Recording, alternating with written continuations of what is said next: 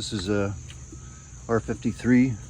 I just recently changed out the CV axle. It wasn't that hard actually. Plenty of good tips online for that. Just popped right in.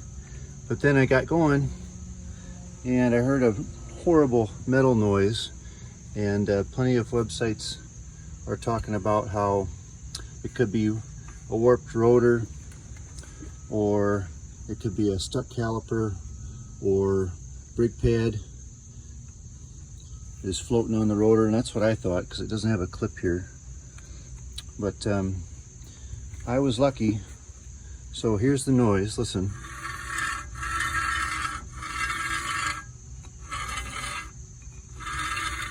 Right? Well, instead of having to pull it all apart, here's what it is.